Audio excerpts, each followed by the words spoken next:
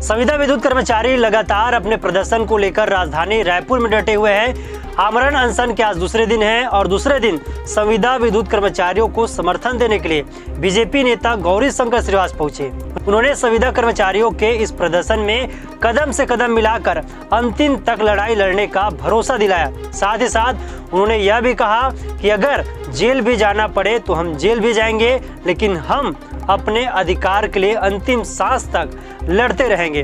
BJP नेता गौरी शंकर श्रीवास के समर्थन के बाद विद्युत संविदा कर्मचारियों में ऊर्जा और उत्साह का संचार हुआ।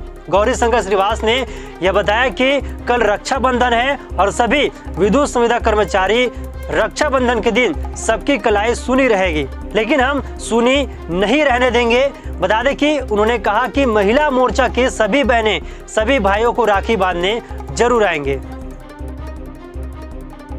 छत्तीसगढ़ के इतिहास में पहली बार में इतना बड़ा आंदोलन यहाँ पे हो रहा है। सभी यहाँ पर युवाओं ने अपना केस त्याग दिया है, मुंडन करा दिया। उसके बाद भी ये गूंगी बहरी सरकार कुछ सुनने को तैयार नहीं है। 2 साल में इनको नियमित करने का प्रावधान है, उसके बावजूद आज भी 2.5 साल से ज़्यादा का समय हो गया, इनकी बात क्यों नहीं सुनी जा रही है। बड़े दुख का विषय है और भरे त्यौहार में आज कहीं ना कहीं इनके साथ में अन्याय हो रहा है। ये बड़े दुख का विषय है। सरकार को इनकी बात सुननी चाहिए। अगर सरकार ने इनकी बात नहीं सुनी, आने वाले समय में आंदोलन उग्र होगा। रायपुर शहर की जनता भी इससे प्रभावित होगी। इसकी जिम्मेदार सरकार होगी। इस आंदोलन में भारतीय जनता पार्टी इनके साथ है। ये लाश पे राजनीति करने वाले गिद्ध भोज करने वाली सरकार है। इनको किसी के लाश पे, किसी पे मौत से कोई सरोकार नहीं है। वोट बटोरने के लिए तमाम प्रकार के इन्होंने षड्यंत्र रचे। आज कहीं ना कहीं देख लीजिए, यहाँ इतनी बड़ी संख्या में युवा बैठे हैं और इतनी बड़ी वारदात होने के बाद भी अगर सरकार ने इनको मुआवजा नहीं दिया तो ये बहुत ही दुख का विषय है। ये सारे विषय को लेकर 3 सूत्री मांग को लेकर यहाँ पर धरना प्रदर्शन 12 दिन से जारी है। कल सरकार की 13वीं भी यहाँ पर मनाई जाएगी और सरकार को इस बात को सुनना ही पड़ेगा। अगर सरकार इस बारे में विचार नहीं करेगी, आने वाले समय आंदोलन उग्र होगा। मैं कल भारतीय जनता पार्टी महिला मोर्चा की बहनों को लेकर यहाँ पर आऊँगा और भाइयों के साथ में रक्षाबंधन का त्यौहार मनाऊँगा।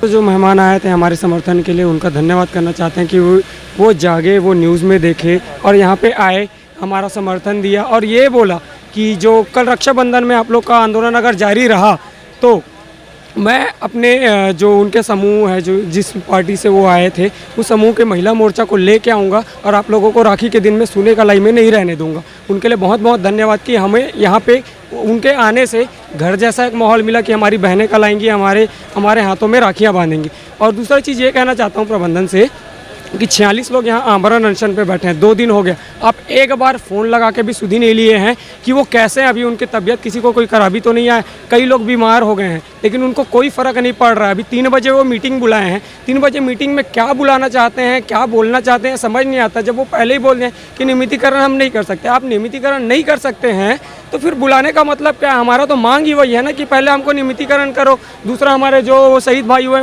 उनके घरों को अनुकंपा मिलना चाहिए और तीसरा, जो विकलांग हुए उनको क्षतिपूर्ति मिलनी चाहिए। जब हमारी मांगे हैं जो है उनको आप मान ही नहीं सकते तो फिर हमको बुलाते किस चीज़ के लिए, समझ नहीं आता। हमारे पदाधिकारी उनकी बात सुनने के लिए, उनकी इज्जत रखने के लिए, क्योंकि वो हमारे अधिकारी हैं, उनकी बात सुनना हमारा कर्तव्य है। उनकी बात सुनने के लिए, अपनी बात कहने के लिए वहाँ तक गए हैं। बस एक ही चीज़ का विनती है हमारे सीएम साहब से कि एक दिन हमारी बात सुनने के लिए वो भी हमको बुलाएं या हमसे मिलने आए।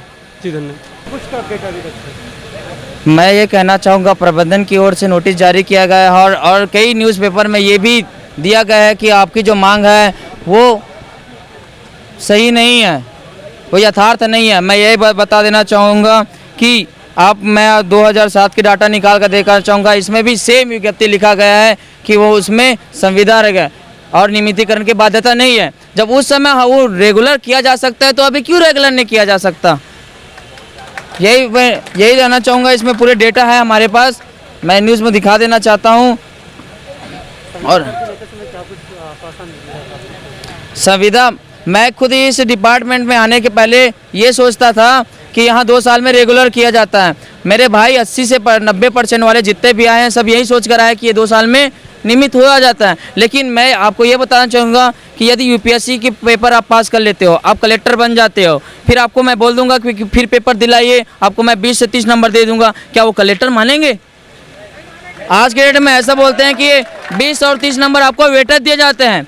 क्या हम वेटेज लेके अपने 3 साल के खून पसीने को हम ऐसे ही जाने देंगे? क्यों क्या देने जाएंगे दोस्तों आप लोग? जब मेरे पूरे ये बात मैं प्रबंधन से कहना चाहता हूं कि हमें नियमित करें, फिर अगली भर्ती वो निकाल सकते हैं, इसके लिए वो बाध्य नहीं है। मैं इतना कहना चाहूँगा। और ये कहना चाहूँगा, मेरी जो भाई 44 भाई को अगर कुछ हुआ तो 46 भाई का अगर कुछ हुआ तो मैं यह माफ़ नहीं करेगा, जनता माफ़ नहीं करेगा, आक्रोश हो जाएगा। अगर आगे कुछ होगा प्रबंधन की इसकी जिम्मेदारी हम